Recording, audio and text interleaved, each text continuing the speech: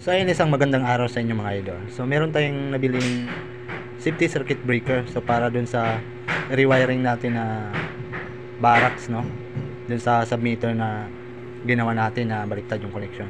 So ito yung pinabili natin na 30 amperes na main safety circuit breaker.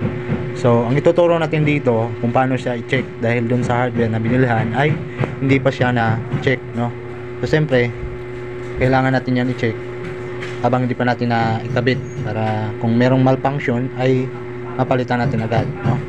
So mas mainam kung i-check natin para walang aberya na mangyayari sa ating wiring installation. Baka mamaya kinabit na natin agad, hindi natin to nalaman na good or hindi, ay sayang yung oras sa ating paggawa, no?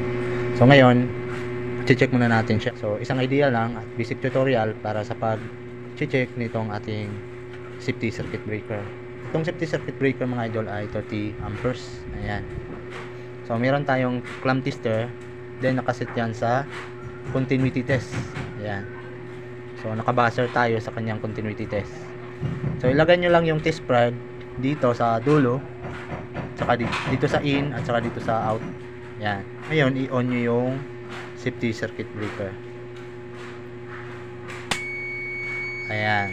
So tumunog yung ating tester, ibig sabihin may contact tong area na to.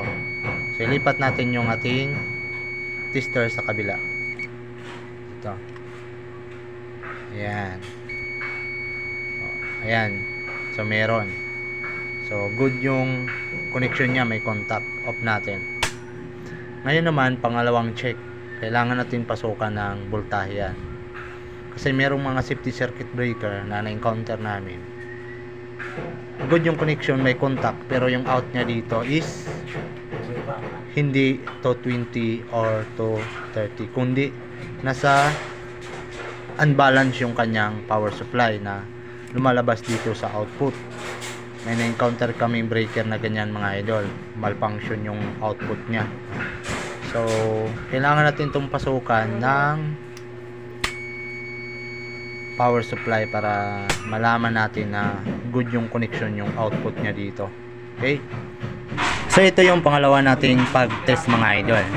Kailangan supplyan natin siya ng 220 volts para malaman natin kung good yung output niya dito sa kanyang load side.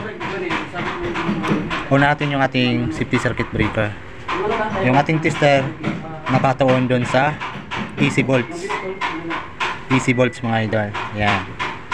Then, yung dalawang test prod nakakonect sa dalawang terminal ng ating safety circuit breaker. Ngayon, i-on natin siya. Ayan. So, meron tayong 33.4 volts na nakuha natin dito sa kanyang output ng ating safety circuit breaker.